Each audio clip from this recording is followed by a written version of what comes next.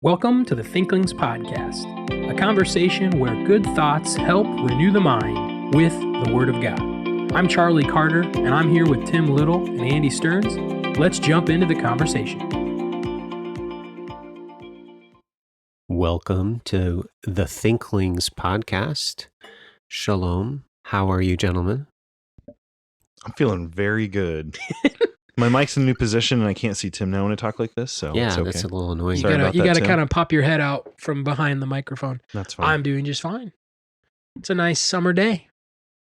Yeah, we just turned the AC off, so I'm not freezing cold anymore.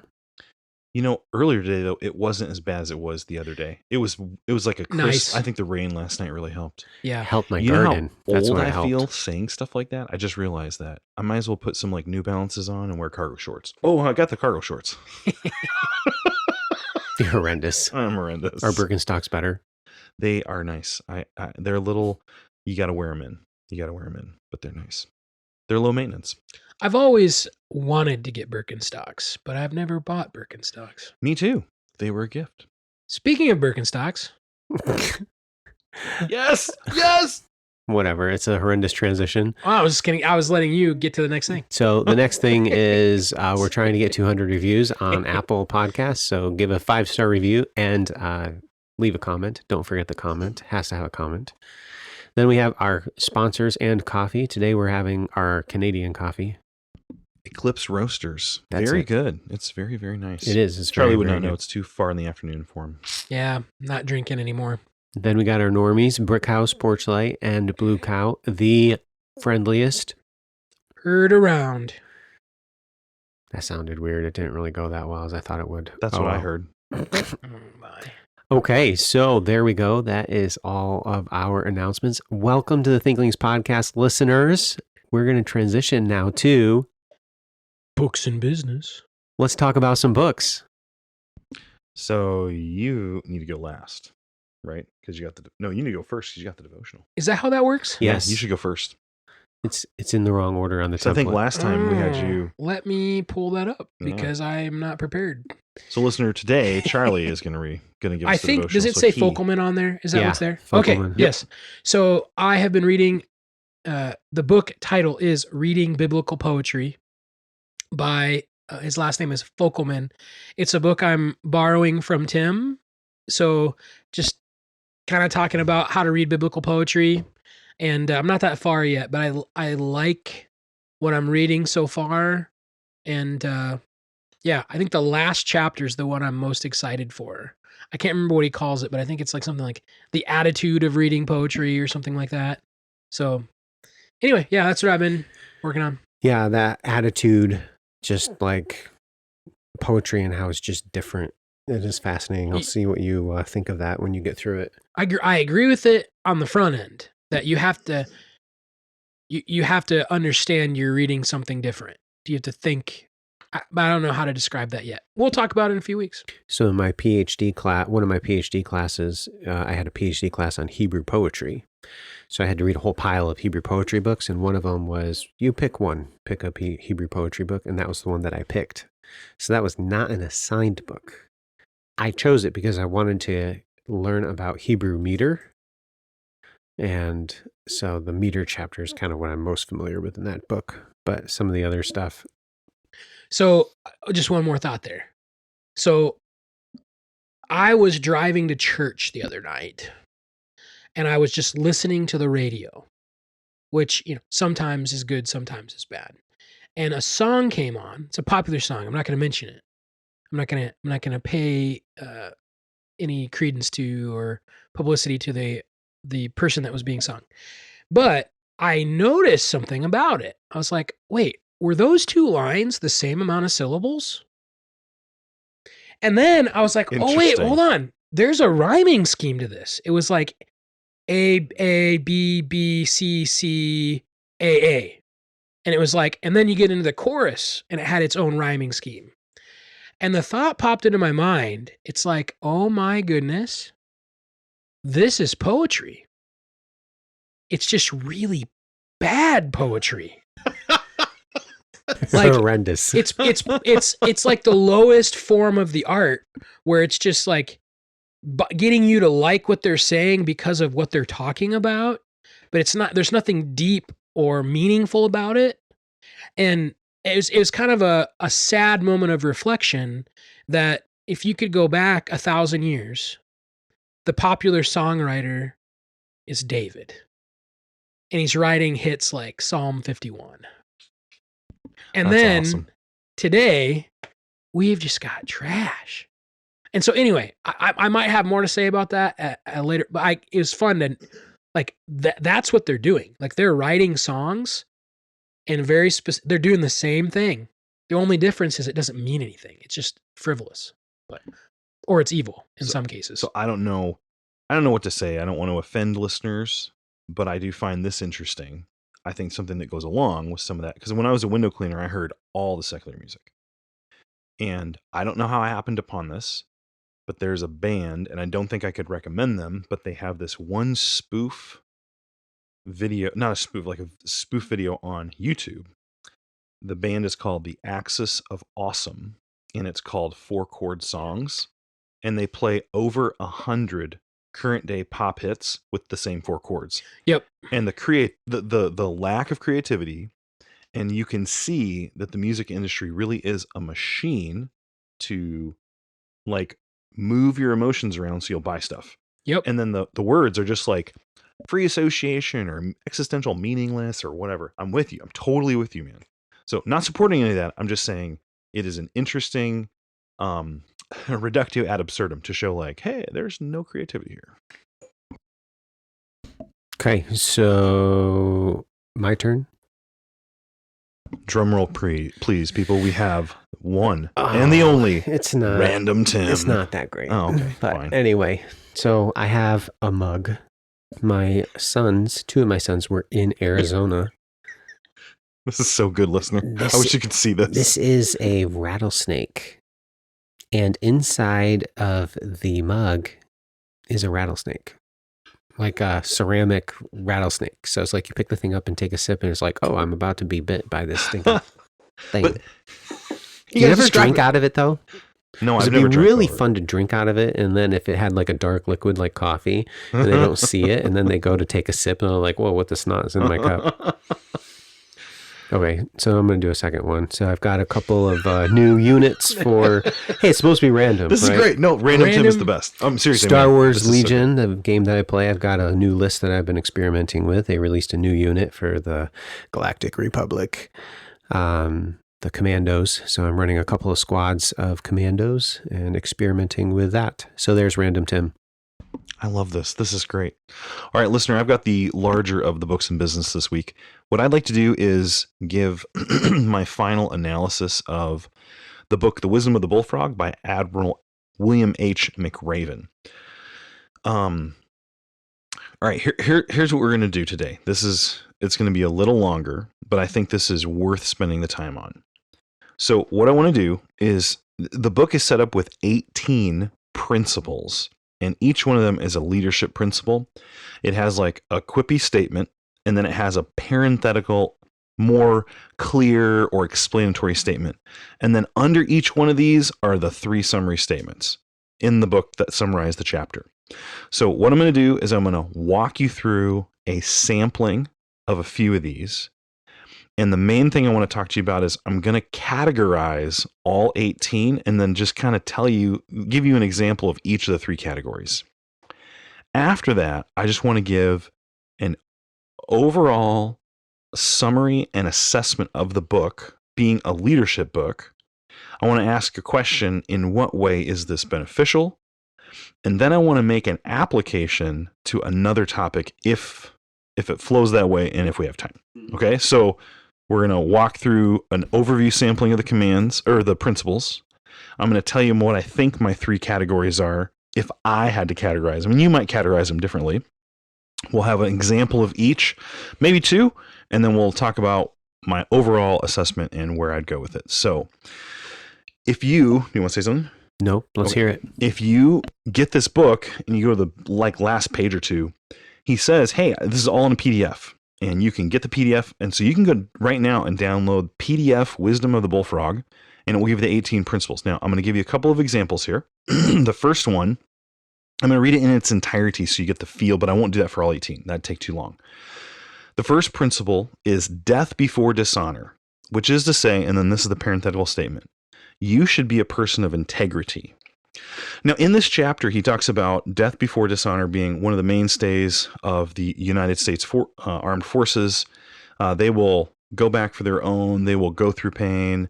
Other nations know that if American troops are on the ground, that's a real problem because they're not just going to run when it gets hard. They're going to be there for you. So it's a really cool chapter. There are 3 summary statements. 1, you should be fair and honorable in your business dealings. It's the only way you and your employees can leave a legacy that you can be proud of. Number 2, you should never lie, cheat, steal, or tolerate those who do. The culture of your organization starts with you. And then the third explanatory statement is you should own your lapses in judgment. It happens to everybody. Correct the problem and return to being a person of good character. Now that's one example, and there are 18 principles that he's going to give you. And some of them, I could read the statement and you would know what it says. When in command, command. That means like if you're the commander, do your job. Let's see here. Hope is not a strategy. And that one, he's going to tell you that you need to plan. You can't just hope it's going to work out. Expect what you inspect. Hey, good advice. If you expect something and you don't inspect it, you're never going to know if you're getting it. There are other ones that are much more chapter specific, like number 17 is, can you stand before the long green table? Well, that's the court-martial table, and he tells this big story about a court-martial situation. Some of them are going to sound familiar even to those of us in the church. So number 12 is, a shepherd should smell like his sheep. I've only ever heard of that in the context of ministry. He doesn't use it in that context. He uses it in the context of a corporation. So when I look at these 18, I'm trying to think, is there, like, how would I think about these? And so I've got 3 categories that I sort of thought of them as, and I don't know that these are accurate. I think they make sense to me, but I could totally see someone making a case for different ones. But still, I think this is worth our time. So the first category I'm going to give you is that some of these principles fall under what I would call the moral advice or moral virtue category. Now, when I say moral, that's different than saying biblical. Anytime you talk about what is right and wrong, and you say, this is what's right, and this is what's wrong, you're speaking morally, whether you're using the Bible as your source or foundation or not. Now, sometimes you get it right, and that would be general revelation, that would be your conscience, that would be C.S. Lewis in The Abolition of Man calls that the Tao. It's this moral idea that everyone has from their conscience. But sometimes it's just what you think is right and wrong, and you're not right. And I would say that some of these are purely moral. And so the first one, death before dishonor, that's telling you to have integrity. Now, did you notice all the moral language there, guys? How many sins and command, like how many sins did he mention in his 3 explanatory statements right there? Because it was all laden with what we would think of as like sins or commands not to do this or that. What do you got quickly? Yeah, don't lie, don't cheat, be fair. I mean, it kind of sounds like a short version of the 10 Commandments and maybe some of the other moral advice you might find here or there. So it's, you see what I'm saying? When he says, one of them is when you're in command, he says, be confident in yourself. That's not exactly like a moral statement. He's just giving you advice of like, and I would call that a skill category. But some of these are moral statements. So the second one, you can't surge trust. And his argument, his command, or his principle there is that you need to be trustworthy.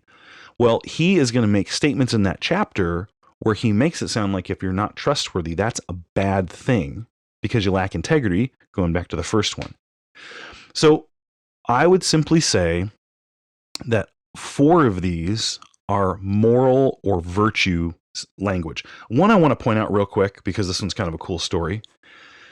The 4th principle is we all have our frog floats. Now this one, and it says you got to have a little humility. Now humility, again, that's like a moral statement, a virtue. This goes back to like, Aristotle, the Bible, like people talk about humility. So when he was a junior officer, I believe, he was distinguishing himself very well as a squad commander. And one day they had just finished a swim and someone came down, a messenger of some sort, and said, you need to meet right now with the general or whatever of the camp. And he's like, oh man, this sounds like, oh, this is good. I'm going to get a promotion, or there's a special mission for me. That's usually what that meant. So he runs, he changes, he goes and stands before the commander, and the commander says, hey, McRaven, you have really been doing well. You've distinguished yourself. And he's super excited. And he says, I got a special mission for you. Next week in the community, there's a parade, and the SEAL team always does a float with a giant frog on it, because SEALs are called frogmen because they swim. And I need you to oversee and build that float. McRaven walked out with a big chip on his shoulder, very frustrated and disappointed. Here he is training to demolish things and run special missions and be an effective fighter, and his commander's saying, go build a parade float. Well, he had this older, grizzled soldier pull him up, put him under his arm and say, hey man, look, this doesn't sound very fun, but listen, you just got to be humble and do your best. And that'll, in the end, it'll serve you well. So what's he do? He did the best frog float that he could, and it ended up helping him out. Now, that's like a moral statement. Okay, so there's a lot of moral instruction in this book. But none of it is coming from the Bible. However, my second category is what I'm going to call, I'm struggling with a label, Bible connected, not biblical. Biblical makes it sound like it's from the Bible. I would just say that there's some way that a Christian might look at this and say, hey, that kind of reminds me of the Bible. Like the shepherd smells like a sheep. Yeah, that's the example. That's one of the big examples. When you have heard that before, Tim or Charlie, what has that phrase communicated to us in the ministry context that we're in? Got to be around the sheep. And who needs to be around the sheep? The pastor. Exactly. Yeah. Yeah, that's it. I mean, you need to be out with the people. Mm-hmm. A lot of times, especially like in like a larger church, it may be that you could show up and leave and you'd never be around the pastor. Or it may be that a pastor has a big online presence, or he's very into the preaching and he never gets out and knows the flock. And Peter says that you should be among the flock. Like that's part of the pastor's responsibility. So if a pastor's never getting out in the flock, he's missing something. So I've heard a shepherd should smell like a sheep in that context. Well, he's essentially saying something super similar here. He talks about you should go and spend time with the rank and file soldier. You should go and spend time with the people you're working for. This is very similar to Elon Musk's principle and philosophy. So his office is on the factory floor, and he has glass walls. And that is so that all the people who work for him can see when they show up at 6 a.m, he's already there. He works all day, and then when they leave at 5 p.m, he's still there. And the idea is that you lead by example, and you know them so you know how hard it is for them. Hey, that kind of has a lot of biblical crossover in some Christians' minds. One of the other ones is that you should listen to your employees and get to know them. That's number 13, Troop the Line. He talks about going around and getting to know the people and knowing what's going on. And when they have a problem, you listen to them. It reminds me of Proverbs 8:13, where it says it's folly to answer something before you've heard the whole heard the whole matter. So some of these things as a Christian, you're probably going to think, hey, that reminds me of something maybe I thought of in the Bible. So I'd call those Bible connected. The third category, let me make one, or go ahead. Is Proverbs 18:13. 18:13. Okay, yeah. I got that one off. I want to make one comment though, and this is really, you got to hear me here. I am not saying the source of these is the Bible at all in any way. I'm simply saying that I could see some Christians saying, hey, this is basically a Christian book without the Bible verses. And I would say, no, he is saying things that may sound a little bit similar, but he's expressly not coming from the Bible. And then on that note, guys, I had a thought pop into my head when you were describing these. So what would you say? You're reading this book, and it's like, it's a Christian book. And then, no, it's not. But then if I could come back and say, well, isn't all truth God's truth, Andy? Ooh. So I would agree with you. All truth is God's truth. The problem with this book is that it's not all truth. It's much of it is interpretation or just philosophy of life. And that is not all biblical. And so maybe I should jump ahead just a little bit to my assessment. I'll say this. Bring me back in 2 seconds to that, because I can tell the third category real quick. Listener, the first category is what I'd say are moral instructions to you. The second category are things that are instructions or advice that's going to sound maybe connected to the Bible, but it's not. He says he's not coming from the Bible. Or it could be the Quran, it could be the Bhagavad Gita, it could be any holy book, it could be something like that. He says this in the last chapter. The third category is what I would say is simply skilled advice. And here is where, and Tim, you can look this up if I get it wrong, I think it's Proverbs 22:29 says, do you see a man who is skilled in his labor? He will stand before kings. And I think the rest of this advice is expressly from his experience as a SEAL team commander. And that is perhaps where the Christian's going to have a question of what do I do with this? Because he did very skillfully carry out his job. And Solomon seems like he's telling us to listen to people like that and learn what we can. So that's a question I'm going to let hang. Maybe we could talk about that at the end. But all truth is God's truth. The problem here is that all this truth, even let me say it like this. The advice in this book is not always fleshly, okay? Fleshly would be like sinful motivations or sinful advice, okay? But it's always earthly is the word I'm going to use. And by that I mean sourced from here on earth. Experience, general revelation, general observational data from your living life. Even the stuff that might seem kind of biblical is still just earthly. He's not using the Bible. He's not using revelation. Whatever he's getting, he's stumbling upon through trial and error. And the reason he's telling you to do these things is because they succeeded for him. So if I tell you do this because it's going to lead you to success, that is a pragmatic argument, because what works is what you should do, is what you're saying there. So we've sort of looked at the 18 things. We've looked at the 3 categories. My assessment is that if you read this book on leadership, what will you learn? I think you'll learn some good experiential stuff. Is all truth God's truth when it comes to experience? The problem there is it doesn't take into account motivations, and none of this is sourced from the Bible. It's all sourced from experience. I would say it like this: what if he gave this advice to somebody else, and somebody else said, "Hey, I'm going to carry this out because I want to succeed," and that guy carries this stuff out, carries it out perfectly, and then he fails at his job. In that situation, he would say, "Oh, this advice doesn't work," and then he might do some immoral things, and if that does work, guess what he's going to say? This is what I'm going to do. So I think the reason that this book is weak is because it's advice based on experience. And if he hadn't succeeded, he wouldn't be saying these things. Yeah, so when I'm thinking through this, the component that seems to be missing, at least connecting it to a biblical wisdom, is the fear of the Lord.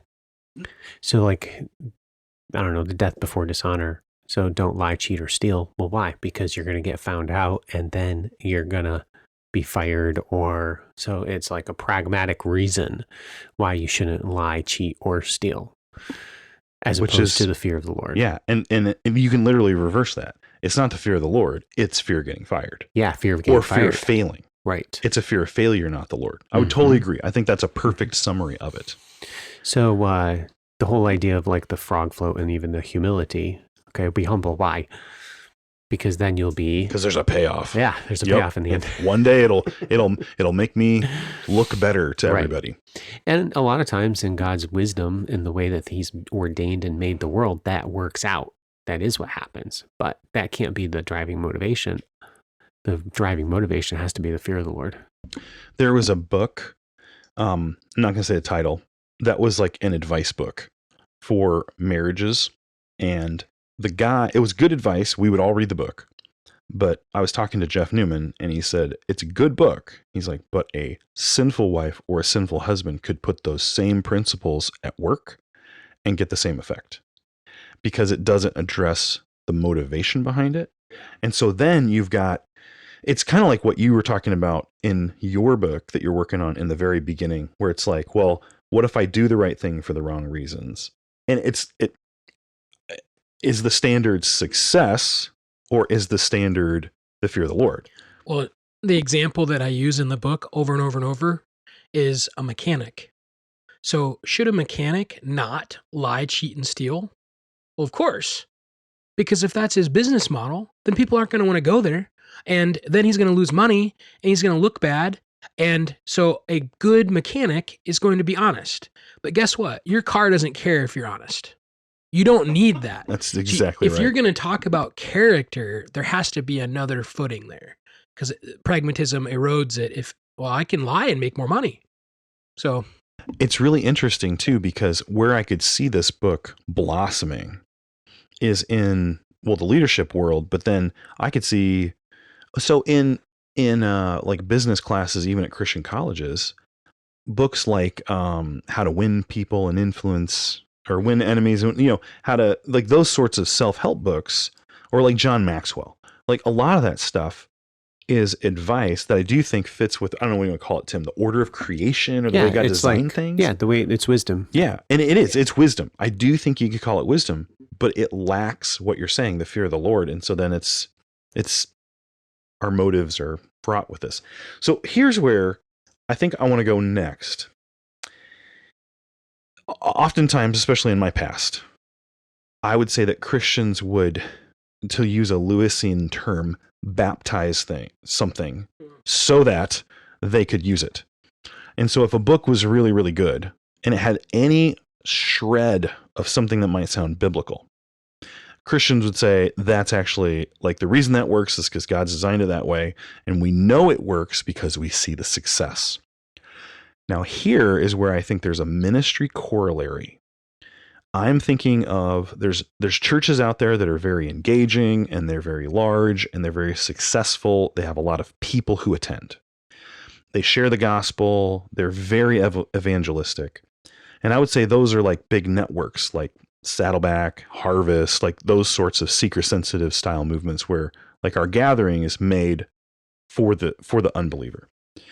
They kind of have a lowest common denominator goal, and it's that it would be like professions of faith. I could see a context like that, like one that I came out of, being ripe to see a book like this and think this is really good, because it would lead to that. But I think that misses a whole bunch of the Great Commission. The Great Commission is not only professions of faith, it's discipleship, it's consistent Christian living. And these principles, I don't know, I could see where you could take, it's not that you'd use this book, okay? That's not what I'm saying. But I'm saying the pragmatism underneath this book is very similar to what I would say you see in church growth movements in the Christian church. It's a pragmatic argument. So when I think of Troop the Line, where you got to get out and get to know what's going on with your people, what does Rick Warren do? He goes out and takes a poll of 80,000 people where he's at and says, what do you like, of people who he doesn't know if they're Christians or not. And then, hey, what do? They do exactly what the community likes, so people will come in. It's like an attractional model ministry. Now, the Christian world looked at that and said, oh, this is great. Look at this big ministry. All these people are showing up. But what was it?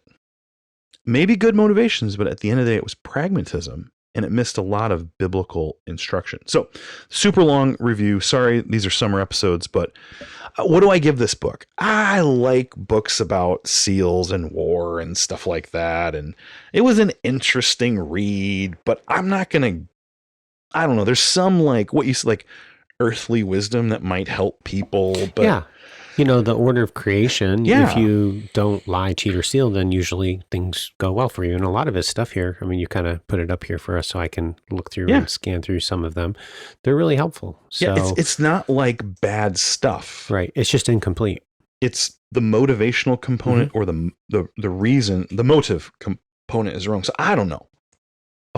between a 4 and a 6. Mhm. I don't know. 6 is pretty high. You just have to remember 4 a and a lot of this 5. stuff's really good, but there's always an Isaiah or a Jeremiah where God Yeah. tells them, nobody's going to listen to you, but you need to just say the word anyway Yeah. and be faithful. So pragmatically, it fails. Yeah. Even Jesus in his Mhm. ministry, he states in Isaiah 49:4, I pulled it up here.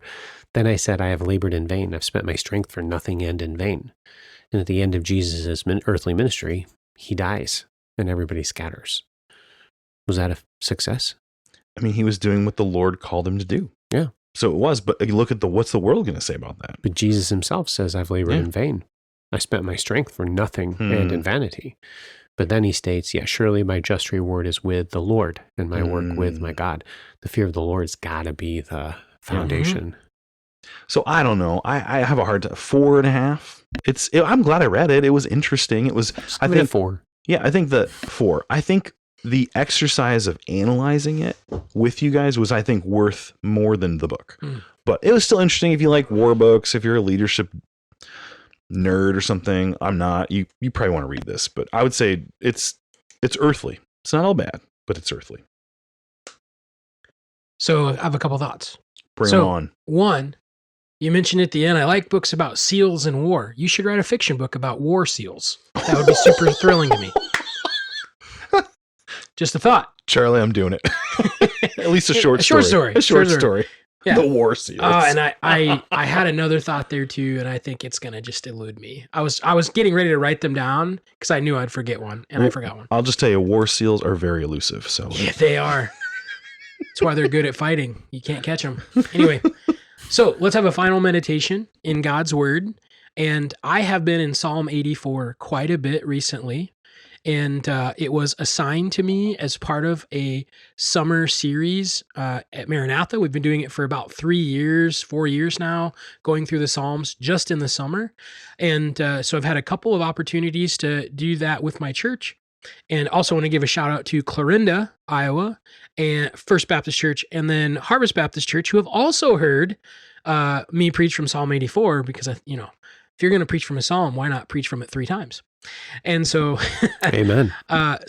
we talked about this a few weeks ago. I just want to review it very quickly, what is in Psalm 84. So there's 3 main divisions, and that's verses 1 through 4, where he really expresses his longing to go to the temple. Verses 5 through 8, he, whether literally or in a spiritual sense, maybe like prayer, he's going to the presence of God. And he talks about his journey through the valley on his way to the presence or the temple. And then he arrives and his prayer goes up in verses 9 through 12. And what we have there is his actual prayer. It's his requests. And so we're going to focus on that 3rd section. He makes a request in verse 9 is where his prayer starts. He says, "Behold our shield, O God, look on the face of your anointed." And our shield and your anointed are probably references to Israel's earthly leader. And which is also interesting that if this isn't a time of exile, or whether it's written in exile or not, they're praying that God would provide a king or a leader. And then he gives 2 reasons why. And you can see them in English, verse 10, 4, and then verse 11, 4. So there's 2 reasons. You could say because. He said, praying, "Lord, behold our shield, our protector of the nation, and look on the face of your anointed." Your anointed would also be the king of Israel. Because, and reason 1, "a day in your courts is better than 1,000 elsewhere. I would rather be a doorkeeper in the house of my God than dwell in the tents of wickedness." So that's reason 1. And so I just want to think about that phrase there, or really the whole verse. So in verse 10, in Hebrew, it's just 5 words. It is because, the word for because, then the word for good, because good day, there's 3 words.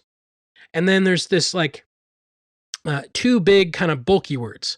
And those are the words for one, or better is 1 day than 1,000, and then in your courts. So better, because, better day, and it's implied single, a day, because a day in your courts is better. than 1,000. That's the 5-word phrase. It takes us quite a bit more words to parse it out in English, but it's 5 words in Hebrew.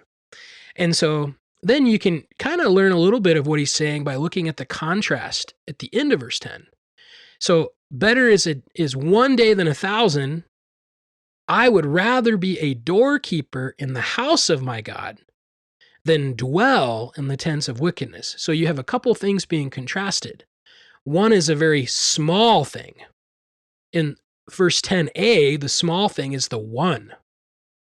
And then in the second part of the verse, the small thing is the humble beggar at the front of the temple. And then what's the comparison? So I'd rather have the 1 or the humble beggar than 1,000 or to dwell in the tents of wickedness. So it's this idea that in the first part, 1 day in God's temple is better. I'd rather have the lowest, most worthless position there than live and dwell, be thriving in another place that is not God's temple, or here he calls it wickedness. And I'm also wondering, the tent for Israel would just have such a meaning to it, especially if they are out of the land, like they're not in their permanent dwelling. So I'd rather have 1 day in the permanent dwelling of God's house than thousands in tents. And you could think about some meaning of the wilderness wanderings. You could think about the exile. And my mind went to Daniel, where he is in exile in Babylon. And what does he do when he prays? He opens his window and he faces towards Israel. And what is he praying? And we by the way, this psalm is titled, For the Sons of Korah. And that could be, okay, maybe those are the author. It could also be the group of musicians it's intended for. I just like to imagine, like, would Daniel have prayed something like this? Like, man, Lord, just bless the leadership of Israel so we can go back. And so that's kind of my creative imagination. This could be like a Daniel thing, or another king, if it was written by someone during a time where they're not in exile. Could it be a David or a Solomon who is out at war and he's fighting, trying to keep the nation protected, and because of that, he's not able to go to the temple? And in that context, the leader or maybe another troop in the army of Israel is praying for God's protection because they know that going home to the permanent dwelling of God is so much better than all of these other places. And so that's kind of what's in verse 10. And I think as you try to apply what he's saying there, is it is quite a statement of affection. So there are not a lot of things that we like to take only one of rather than thousands of them. To give you examples that popped into my mind, if I offered you $1 or I offered you $1,000, what would you take? Oh, $1,000 all the day. 1,000, like right perfect. There. And something that I particularly had struggles with is cars. And so if you're like, Charlie, I'm going to give you 1 car, or why not have 1,000? You could literally have a car break down for 3 years and you'd have a backup. Wouldn't that be great? Especially with all your car travails you had when you got your, and that would be nice. There aren't many things. Now, Tim, we were talking about this a few days ago, and Tim brought up, well, what about like something really bad happening? You would maybe want less of those. And I did think of a good, I think Solomon actually does address that. In a good day, what do? You rejoice. And in a bad day, you still consider this is still from God. Mm-hmm. And so even in a bad day, the recognition of God's sovereignty would be a good thing. But anyway, so I think it's a very unique statement of affection for the psalmist to genuinely say, I would trade thousands of other days living in what could be prosperity or fun or entertainment, certainly earthly comfort. I would trade thousands of those days to be 1 day in the courts of God's temple in his presence. And I also think it's very significant to say, I would take the position of the humble beggar at the door, to be at the door of the temple rather than to be in some prominent tent or place elsewhere. And so I think that's a really good thing for us to think about is, what would I trade? What do I love? What do I long for more than the presence of God? And what would you, are there things that you would want thousands and thousands and thousands of, but really pale in comparison to one day in the presence of God? And of course, there are just hundreds and hundreds of examples that we could come up with of, oh yeah, I really love this and I do it all the time. And they can capture us and captivate us more than they should. So there's no person who reads Psalm 84 who shouldn't be challenged by that in their affections. The difficult thing is to then, realign your loves. So if one day really is more important, then I better love God with all my heart. And God tells us then what's next. And then I should love my neighbor. And, all the other things should be cut out. And so, a quick thought there from Psalm 84. And if you guys want to jump in and say anything, just, you can go right on ahead and I'll wrap it up there in a moment. I would just say that it's funny the way you shared this. You made the point that you could be trading 1,000 days in comfort, at the very least comfort, I think is what you said, for one day here. And I just thought that how hard it is for us today in our world to be uncomfortable. And to say that I would be comfortable for 1,000 days and I'd be willing to give it up for just one day. It's funny. You'd think it like possessions, money and all that. But I think in our culture today, like comfort's actually a live option to consider there, because I like my comfort. I love my comfort. Air conditioning. I know. It's kind of building even off of the pragmatism and stuff that we discussed just a moment ago, and how, what is the good life? Well, the good life is the That's good right. stuff. Yeah. And that, what you really have to value to really find heavenly wisdom is a fear of God. And for you to really truly do things wisely, you need to have the sentiment of the psalmist here that you want a day in the courts or a day near the Lord, and how that's better than 1,000. So it was a very, very good text that coincided with our books and business. Yeah. And I'll probably come back to it one other time, because I think what is unique about it is thinking through the differences in the worship system under which the psalmist is writing this to what we have today. So it's, not an exact one-to-one comparison of how you think that through, because we don't have to go to the temple to offer sacrifices. We don't have to draw near that way. There's other things. And so I do think there's a lot of great application to think about there. But for now, read through verses 1-4, and the psalm is saying, man, I faint to be in the house of God, to be in your presence. I would trade thousands of days, and it's hyperbole. He's saying all of them. I would trade all of them for one, to be in the presence of God. And can you say that about your own affections? And if you're human like the rest of us, and you can't say, yeah, I really love him all the time perfectly, then just today, how is God trying to shape your affections, and what could you do to love him more? Thank you guys for listening, and we'll see you on the next episode. Thank you for listening to this episode of the Thinklings podcast. We would love to hear from you. If you have any feedback, suggestions, or potential topics that you'd like us to discuss, you can contact us through our email, thinklingspodcast@gmail.com. Remember, don't let this conversation end with this podcast. Read good books, talk about them with your friends, and always continue to cultivate your mind. See you next time on the Thinklings podcast.